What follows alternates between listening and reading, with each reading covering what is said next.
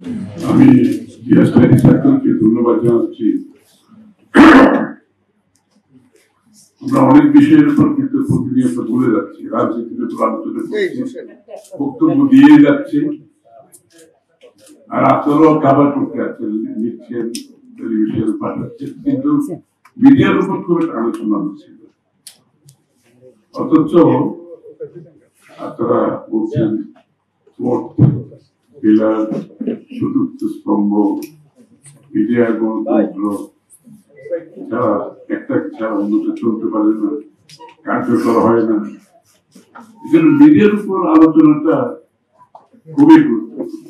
এই প্রেক্ষাপটে আজকে আমরা যেখানে দাঁড়িয়ে আছি, বাংলাদেশের মিডিয়া আগামী দিনের যে গণতন্ত্রের যে গুরুত্ব, নির্বাচনের যে গুরুত্ব, এটার সাথে মিডিয়ার গুরুত্ব কোন অংশ কম না। এটা আমাদেরকে বুঝতে হবে, একটাকে ছাড়া একটা চলবে না। আমি সবসময় বলেছি, মিডিয়া এবং রাজনীতিবিদ, রাজনীতি হ্যান্ড অ্যান্ড গ্লোভস। মানুষ গ্লাভ যখন হাতে পড়ে না, যে সম্পর্ক ঘনিষ্ঠ সম্পর্ক, ক্লোজ সম্পর্ক, সেরকম। তো আসলে আমাদের সব সমাধানগুলো বাংলাদেশে আমরা পিস মিল সমাধান করি। কখনো গণতন্ত্রের জন্য আমাদের প্রাণ দিয়ে ফেলছি, গণতন্ত্রের জন্য, আন্দোলনের জন্য, প্রয়োজন হলে দেশের জন্য, মানুষের জন্য। আবার মিডিয়ার ইস্যু যখন আসে, মিডিয়ার কিছু আলোচনা হয়, তারপরে আপনার অর্থনীতির উপর এক এক সময় আলোচনা হয়। এই যে সামগ্রিকভাবে একটি গণতান্ত্রিক সমাজকে যদি চলতে হয়, প্রত্যেকটি গণতন্ত্রের সাথে যে স্তম্ভগুলো আছে, গণতন্ত্রের সাথে জড়িত যে বিষয়গুলো আছে, আমরা যদি একসাথে অ্যাড্রেস করতে না পারি, তাহলে কিন্তু গণতান্ত্রিক প্রক্রিয়া, যেটাকে আমরা প্রাতিষ্ঠানিক রূপ দেওয়ার কথা বলছি, সেটা সম্ভব হবে। একটা বিষয় আপনারা আশিককে ধন্যবাদ জানাচ্ছি, খুব সুন্দর একটা পেপার দিয়েছে আশিক, এবং দীর্ঘ আমি কিন্তু শেখ হাসিনা সরকারকে কোনদিন, আপনারা খেয়াল করছেন কিনা জানি, আমি কিন্তু কোনদিন সরকার বলতাম না, আমি কিন্তু ব্যবহার করতাম রেজিম শব্দ। কোনদিন আমি সরকার বলছি, অলওয়েজ আমি যে রেজিম হিসেবে ইউজ করি এটাকে। এই যে শেখ হাসিনার রেজিমের মধ্যে যে ঘটনাগুলি আশিক তুলে ধরেছেন, আপনারা বক্তব্য তুলে ধরেছেন, যে ঘটনাগুলো ঘটেছে, এটা কিন্তু ঘটারই কথা। আমি কিন্তু মোটে আশ্চর্য হয়ে নাই যে ঘটনাগুলো ঘটেছে, এটা তো ঘটতে হবে। মিডিয়ার বিষয়ে যে ঘটনাগুলো ঘটতেই হবে। আপনি যখন দেশের ক্ষমতা দখল করে জনগণকে বাইরে রেখে, রাষ্ট্র ক্ষমতা দখল করে জনগণের রাজনৈতিক, গণতান্ত্রিক, সাংবিধানিক অধিকার কেড়ে দিয়ে রাষ্ট্র পরিচালনা করবেন, সেই জায়গাতে গণমাধ্যমের অধিকার থাকবে, এটা কি বিশ্বাস করার কোনো কারণ আছে? আপনি যখন মানুষের সব অধিকার কেড়ে নিয়েছেন, যে গণমাধ্যমের অধিকার থাকবে, সেটা বিশ্বাস করার কোনো কারণ নয়, এটা তো ঘটারই কথা। আপনি যখন দেশের মানুষকে বাইরে রেখে ক্ষমতা দখল করবেন, এই ক্ষমতায় থাকার জন্য বাকি সব ক্ষমতা, বাকি সব অধিকার একটার পর একটা আপনাকে কেড়ে নিতেই হবে। এটাই স্বৈরাচারের নিয়ম, এটাই ফ্যাসিস্টের নিয়ম, ও কেড়ে নিতেই হবে। আপনারা কিভাবে ভাবছেন যে আপনি মিডিয়াকে উনি স্বতন্ত্রভাবে কার্যকলাপ করতে দেবেন? তাহলে তার ক্ষমতাই থাকে না। যেখানে মানুষ ভোট দিতে পারছে না, ভোটাধিকার সে কেড়ে নিয়েছে, তো মিডিয়ার অধিকার কিভাবে থাকতে পারে? সুতরাং আমি কোন সময় যে হাসিনার রেজিমের সময় যে ঘটনাগুলো ঘটত, আমার কাছে কোনো সময় কিছু বিস্ময়কর, অস্বাভাবিক কিন্তু আমার কাছে মনে হয়। আমি মনে করি যে এটাই স্বাভাবিক, এটাই হতে হবে এবং এটা হতে থাকবে যতদিন স্বৈরাচার আমরা মুক্ত হতে না পারি, যতদিন ফ্যাসিস্ট মুক্ত হতে না পারি। এটা আমাদেরকে করতে হবে। কারণ আমার সাথে, মিডিয়া ভাই বোনদের সাথে আমার একটা ঘনিষ্ঠ সম্পর্ক আমি সবসময় আমার আছে। কারণ আমি তো মিডিয়ার ভিতরে প্রত্যেকদিন যে প্রিন্ট মিডিয়া বলেন, ইলেকট্রনিক মিডিয়া বলেন, সবার সাথে আমার একটা সংযোগ ছিল, সাংবাদিকদের ঘনিষ্ঠ। এবং আমি যখন দেখছি বাংলাদেশে কোনো সাংবাদিকতার সুযোগ নাই, অনেক সাংবাদিক আমার কাছে এসে তার মনের কথাগুলো বলতো, কি করবো একটু বলেন তো। আমি তো জার্নালিজমে লেখাপড়া করে সাংবাদিকতায় ঢুকেছি, এখন তো সাংবাদিকতা আমি করতে পারছি না। আমরা অ্যাডভাইস করেন তো, আমি কি সাংবাদিকতা ছেড়ে অন্য কিছু করবো কিনা, ব্যবসা বাণিজ্য করতে পারি কিনা, কেউ বিদেশে চলে যাবো কিনা। অনেক সাংবাদিক আমার কাছে আসে এবং অনেক সাংবাদিককে আমি বাইরে চলে যাওয়ার জন্য আমি অ্যাডভাইস করি, কিন্তু তোমার সুযোগ থাকে চলে যাও, বাংলাদেশে কিন্তু এখন কোনো সাংবাদিকতা হবে না, ডোন্ট ওয়েস্ট ইউর টাইম। তুমি যদি সাংবাদিকতা করতে চাও এই মুহূর্তে সেটা প্রত্যাশা করা ভুল হবে। এবং 2-4 জন সাংবাদিককে বিদেশে যাওয়ার জন্য আমি সহায়তা করেছি, কারণ আমি দেখছি এদের কোনো সাংবাদিকতা করার সুযোগ নাই বাংলাদেশে, যেখানে রাজনীতির সুযোগ নাই, যেখানে কোন ধরনের অধিকার নাই, সেখানে সাংবাদিক কিভাবে কাজ করবে। আর যারা নিবেদিত সত্যিকার অর্থে সাংবাদিক, তাদের পক্ষে এই সাংবাদিকতা করা তো সম্ভব না। অনেক সাংবাদিক দেশ থেকে চলে গেছে, অনেকের চাকরি, যেটা বলেছেন চাকরিচ্যুত হয়েছে। আজকে সাংবাদিকের যে মানবেতর জীবনযাপন করছে সাংবাদিকরা, এটা একমাত্র কারণ হচ্ছে বাংলাদেশের গণতান্ত্রিক প্রক্রিয়া সম্পূর্ণভাবে বন্ধ করেছে। যে রেজিম সৃষ্টি করা হয়েছিল সেই রেজিমে সাংবাদিকরা শুধু না, আমি বলছি ব্যবসাতে যারা সত্যিকার অর্থে ব্যবসা করতে চেয়েছে তারাও কিন্তু ব্যবসা করতে পারে। ব্যবসা তো ছিল না, এটা লুটপাটের একটা ব্যবসা হয়েছে, তো সেখানে সাধারণ ব্যবসায়ীদের কিন্তু ব্যবসার সুযোগ ছিল।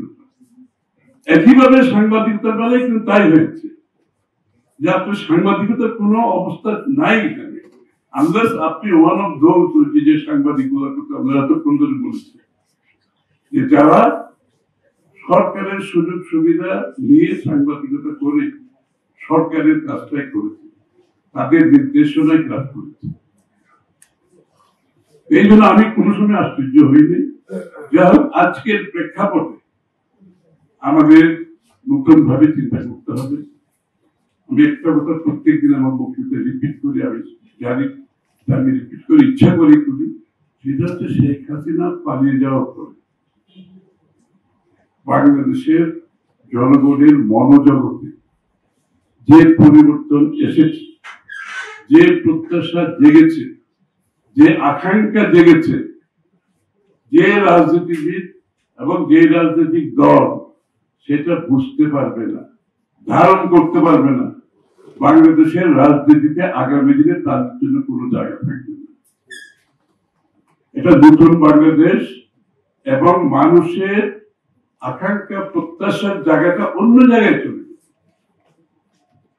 যে সমস্ত রাজনীতিবিদ বুঝবে না, যে রাজনৈতিক দল বুঝবে না, তাদের কোনো ভবিষ্যৎ নাই বাংলাদেশ। আমি ইংরেজিতে বলি, politicians better wake up and smell the coffee. Simple as that. সুতরাং যে সাংবাদিকতার যে জীবন, যেভাবে আমাদের রাজনীতিতে আমরা পরিবর্তন আনতে হবে, আমাদের অর্থনীতিকে গণতন্ত্রায়ন করতে হবে, কোথা থেকে আমরা শুরু করছি আপনারা খেয়াল করেছেন কিনা। রাজনীতি শুধু গণতন্ত্রায়ন করলে চলবে না, আপনার অর্থনীতিকে গণতন্ত্রায়ন করতে হবে, আপনার মিডিয়াকে গণতন্ত্রায়ন করতে হবে। গণতন্ত্র খালি ভোট দিয়ে সরকার গঠন করলে হবে না, প্রত্যেকটি জায়গায় গণতন্ত্রের প্রতিফলন যদি ঘটাতে না পারে তাহলে গণতন্ত্র কাজ করবে। আপনি যদি অর্থনীতির গণতন্ত্রায়ন করতে না পারেন, দেশের সাধারণ মানুষ যদি অর্থনীতিতে অংশগ্রহণ করতে না পারে, আপনার রাজনীতি সফল হবে না, আপনার গণতন্ত্র সফল হবে না। সাংবাদিকদের বেলায় তাই, তারা যদি মুক্তভাবে তাদের সাংবাদিকতা গণতান্ত্রিক পরিবেশে, মুক্ত পরিবেশে তারা যদি পালন করতে না পারে, তাহলে গণতন্ত্র কাজ করবে বাংলাদেশ। সুতরাং এটা আমাদেরকে সক্রিয় অনুধাবন করতে হবে যে সংবাদপত্রের, সংবাদ মিডিয়াতে আপনার ম্যানেজমেন্ট এবং জার্নালিস্ট ম্যানেজমেন্ট এবং সাংবাদিকদের মধ্যে লাইন ড্র করতে হবে। রাষ্ট্রের 3টা অঙ্গ যেভাবে লাইন ড্র করা আছে, আপনার বিচার বিভাগ, নির্বাহী বিভাগ, আইন বিভাগ, অর্থাৎ পার্লামেন্ট, এখানে কিন্তু কনস্টিটিউশনাল লাইন ড্র করা আছে। শেখ হাসিনা লাইনগুলো তুলে ফেলার কারণে তো দেশ ধ্বংস হয়ে গেছে। ওই লাইনগুলো যদি থাকতো তাহলে দেশের এই অবস্থা তো হয় না। আপনার সাংবাদিকদের বেলায়, আমি সাংবাদিকতার বেলায় যেটা বলবো, আপনাদের ম্যানেজমেন্ট এবং সাংবাদিকের মধ্যে লাইন ড্র করতে হবে। ম্যানেজমেন্টের কাজ করবে, মালিকানা যাই হোক তাদের, এবং এই লাইন কোনোদিনও ম্যানেজমেন্ট ক্রস করে সাংবাদিকের সাইডে যদি চলে আসে তাহলে সাংবাদিকতা হবে। এই জিনিসটা আমরা পরিষ্কার করতে হবে। ম্যানেজমেন্ট এবং সাংবাদিকদের মধ্যে লাইন ক্লিয়ার, একটা লাইন যেটা ওয়াল ক্রস করা যাবে, এই জিনিসটা আমাদেরকে এস্টাবলিশ করতে হবে। এই যে আপনারা বলছেন আগামী দিনে কমিশন গঠন করা হবে, এই কথাগুলো আপনাদেরকে পরিষ্কার ভাবে বলতে হবে কিন্তু যে কমিশন যেটা বিএনপি গঠন করতে যাচ্ছে সাংবাদিকতাকে মুক্ত করার জন্য, আপনাদেরকে এই কথাগুলো পরিষ্কার ভাবে বলতে হবে। এবং সাংবাদিকদের যে আপনাদের, আমি মনে করি সাথে সাথে সাংবাদিকদেরকেও দায়িত্ব দিয়ে যখন লাইনটা ড্র করা হবে, তারাই কিন্তু তখন সাংবাদিকদের ইন্টিগ্রিটি নিয়ে প্রশ্ন যাতে না, সাংবাদিকদের সততা, স্বচ্ছতা, যোগ্যতা, নিরপেক্ষতা নিয়ে যাতে প্রশ্ন দিতে না হয়। তাহলে এটা যদি আবার হয় তাহলে কিন্তু আবার আমরা আগের জায়গায় চলে যাব। এবং সাংবাদিকদেরকেও আজকের বিশ্ব প্রেক্ষাপটে যে পরিবর্তিত অবস্থায় সাংবাদিকতা যে পরিবর্তন ঘটছে, আমাদের সাংবাদিকদের সেটা সেই জায়গাটা আসতে হবে। তো আমাদেরকে বুঝতে হবে সেই জায়গাটা।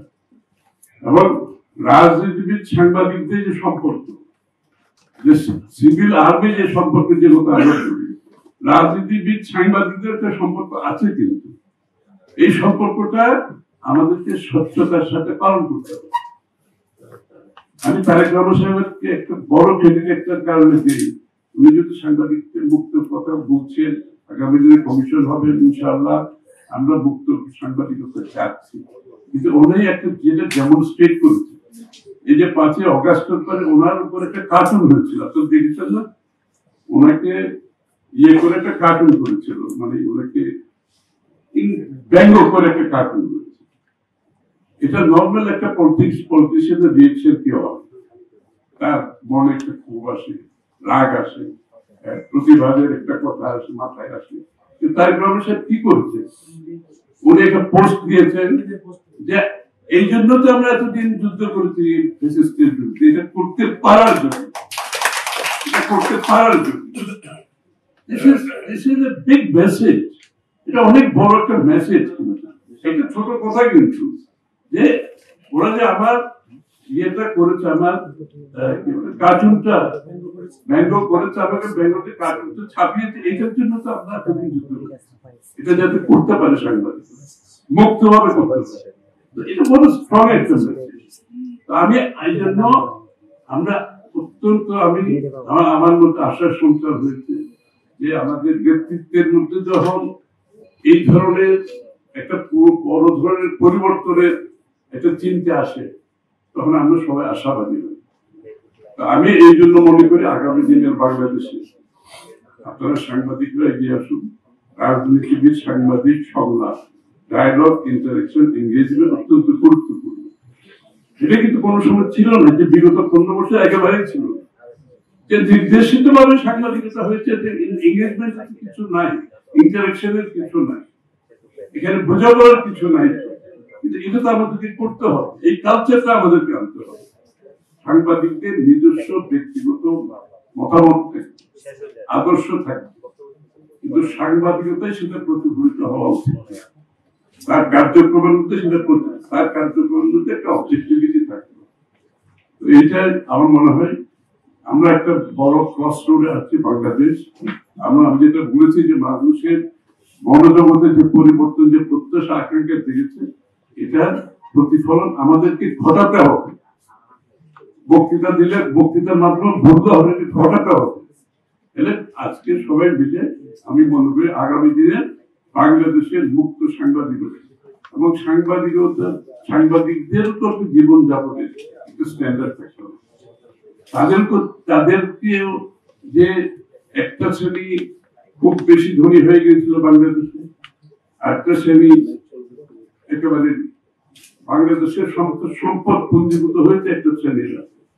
এই জন্য আমি গণতন্ত্রের কথাটা বারবার বলছি, সাংবাদিকতার মধ্যে, অর্থনীতির মধ্যে, রাজনীতিতে বলছি যে এই জন্য আমাদের এই জিনিসটা আনতে হবে, যাতে করে সম্পদেরও একটা বর্ধনের একটা ন্যায্যতা থাকতে হবে, একটা ন্যায্যতা থাকতে হবে। দুর্নীতি মুক্ত ভোটই এটা একটা ন্যায্যতা, ফেয়ারনেস থাকতে হবে।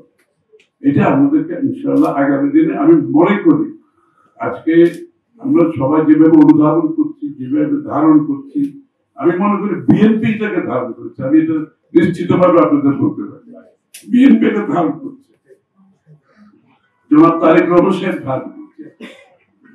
এই জন্য আমার নিজের একটা কমফর্ট জোন এখানে আছে, এই জন্য আমি রাজনীতি এখনো করে যাচ্ছি যে এখানে আমরা কিছু একটা আনতে, কিছু একটা করতে পারবো আমাদের দেশের জন্য আগামী।